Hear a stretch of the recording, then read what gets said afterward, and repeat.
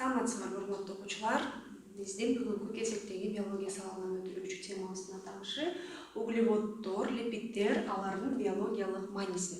Бүгүнкү планда каралуучу маселелерибиз углеводдор жана липиддер жөнүндө жалпы түшүнүктөр, ошондой эле алардын биологиялык маанисин жана курамын карап өтөбүз.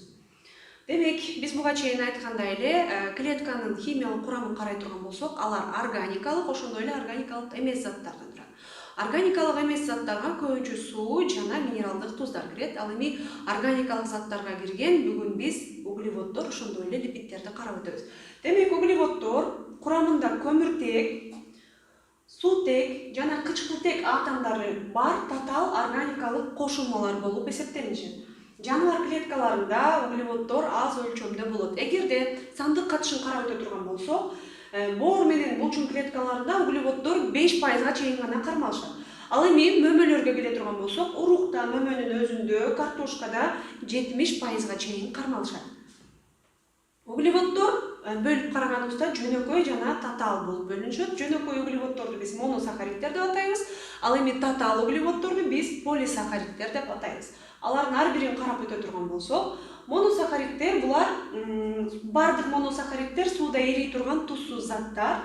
Алар жагымдуу, таттуу даамга ээ. Эң көп таралган моносахариддерге глюкоза, фруктоза, рибоза жана дезоксирибоза кирет. Биз жеп жаткан мөмө жемиштердин таттуу даамы ушул глюкоза жана фруктозанын кармалуусуна жараша болот. Ал эми рибоза жана дезоксирибоза ДНК, РНК жана АТФтин курамына кирет. Дисахариддер моносахариддер сыяктуу эле сууда жакшы эришет, даамы таттуу болушат. Дисахариддерди көбүнчө кант кызылчасы кармайт. Мономердик муундары көбөйгөн сайын полисахариддердин эригиштиги азаят да, таттуу даамын жогото баштайт. Полисахариддерден көбүнчө крахмал, гликоген, клетчатка белгилүү. Крахмал көбүнчө өсүмдүктөрдө кармалат, ал эми гликоген жаныбарларда. Ал эми клетчатка болсо, бул клетканын сырткы катмарына кирүүчү зат болуп эсептелет. Алардын биологиялык маанисин карап өтө турган болсок, углеводдор энергиянын негизги булагы болуп эсептелинишет. Клеткада углеводдор ажыроого дуушар болуп дагы, алар өзүнүн калдык азыктары катары СО2 көмүр кычкыл газы жана H2O сууга айланышат. Углеводдордун курулуучу орду дагы бар, анткени алар клетканын сырткы катмарына кирет. Липиддерди карай турган болсок, липиддер булар мономерлери май кислоталары жана ошондой эле 3 атомдуу спирт глицерин болгон биополимерлер болуп эсептелинишет. Майлар жаныбарлар жана өсүмдүктөрдө кармалат. Жаныбарларда көбүнчө тери астында запас катары кармалат. Ал эми өсүмдүктөр, көпчүлүк өсүмдүктөр өзүнүн курамында май кармашат. Мисалы үчүн гүл карама, жаңгак, пахта майы. Биз колдонуп жүргөн пахта майы ушул пахта өсүмдүгүнөн алынат. Ошондой эле зайтун майларын дагы биз колдонуп жүрөбүз.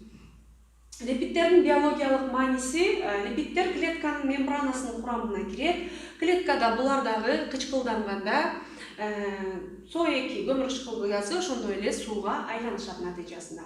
Май ажыраганда углеводдорго салыштырмалуу 2 эсе көп энергияны берет. Биз сабактын акырында углеводдор жана ошондой эле липиддердин энергиялык баалуулуктарын дагы карап өтөбүз.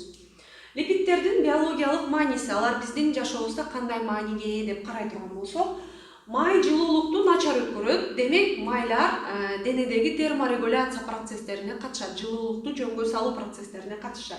Ал тери алдында жыйналат дагы, кээ бир жаныбарларда бир кыйла калың болот. Мисалы үчүн бир организмди карай турган болсок, киттин тери алдындагы майынын калыңдыгы 1 метрге чейин жетет. Бул китти түндүк муз океан деңиздеринде жашоого мүмкүндүк берет.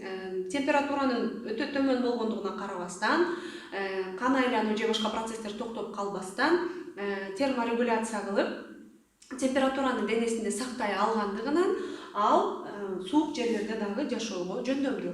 Ошондой эле майлардын суу булагы катары дагы мааниси бар. Мисалы үчүн төө, биз билген төө чөлдө жашайт. Алар 10-12 күн бою суу ичпей жүрө алышат. Анын майнеси эмнеде деп карай турган болсоң, 1 килограмм май эгерде кычкылдана турган болсо, 1,1 килограмм сууну берет бизге. Суу пайда болот. Бул кээ бир жаныбарлардын биз айткандай эле көп убакка чейин суу ичпей жашоосуна мүмкүндүк бере алат. Ошондой эле аюуну же болбосо суур жана башка жаныбарларды карай турган болсок, алар чээнге киргенден баштап 2 айдан ашык суу ичпей жашай алышат. Демек, кышка жакын чээнге кирер убактысында алар азык заттан майларды өзүнө камтып запас кармашат. Анан алар чээнге кирген убакыттан баштап май секин ажырай баштайт, анан денеге керектүү болгон суулар ошол майдан алына берет. Энергетикалык баалуулугун карай турган болсок, углеводдор 1 грамм углевод ажырай турган болсо, бизге 17,6 килоджоуль энергияны берет. Ал эми липиддер майлар 1 грамм ажырай турган болсо, 38,9 килоджоуль энергияны берет. Демек, липиддер көбүрөөк энергияны берген азык заттар, органикалык заттар болуп эсептелинишет. Углеводдорго салыштырмалуу. Жыйынтыктообузда карай турган болсок, углеводдор жана липиддер өсүмдүк, ошондой эле жаныбар клеткаларында алардын курамына кирет.